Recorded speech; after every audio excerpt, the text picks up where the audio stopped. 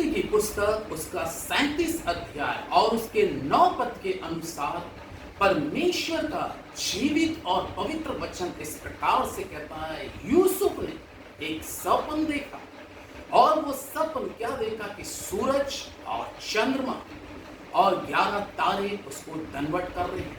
और बाइबल इस प्रकार से बतलाती है कि जब उसने ये बात अपने पिता और अपने भाइयों से कही तो परमेश्वर का वचन कहता है कि उसके भाई उससे मनी मन जलस करने लगे, मनी मन उससे चलने लगे, मनी मन उसके बारे में बुरा सोचने लगे। और बाइबल में लिखा है कि उसके भाइयों ने उसके साथ इतना बुरा किया और इतना बुरा बर्ताव किया। परमेश्वर के लोगों, कलाम में लिखा है कि जब यूसुफ अपने भाइयों से मिलने जंगल में गया तो उसको किस तरीके से गड्ढे में डाल दिया।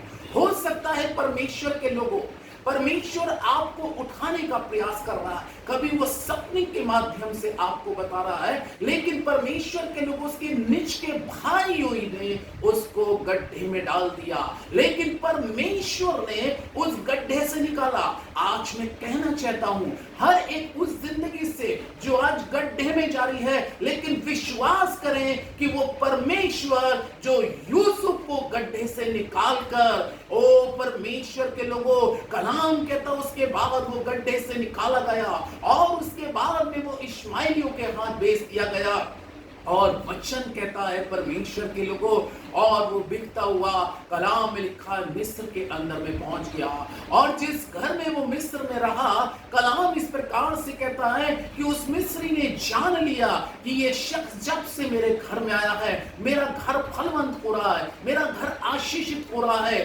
खुदावंत के लोगों, आखिर ऐसा क्यों?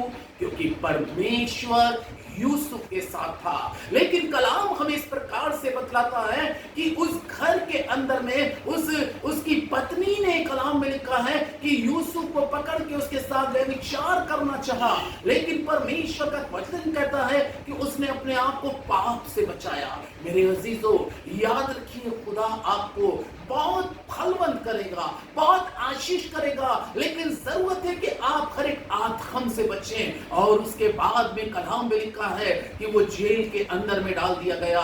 जेल के अंदर से कलाम में लिखा है उस फिरौन ने उसको फिर बाहर निकाला, क्योंकि उसके सपने का कोई अर्थ बताने वाला नहीं था। लेकिन बाइबल इस प्रकार से कहती है कि जब यूसुफ एक बार फिर से फिरौन के सामने आया और वचन में लिखा है कि उसने उसके उस सपने का अर्थ जब बताया, तो लिखा है उस अर्थ को बताने के बाद फिरौन खुश हो गया, आनंदित हो गया। और कलाम में लिखा है परमेश्वर के लोगों, उसने उसको उस देश का प्रधानमंत्री बना दिया, क्योंकि खुदा के लोगों, खुदा के साथ यूसुफ था।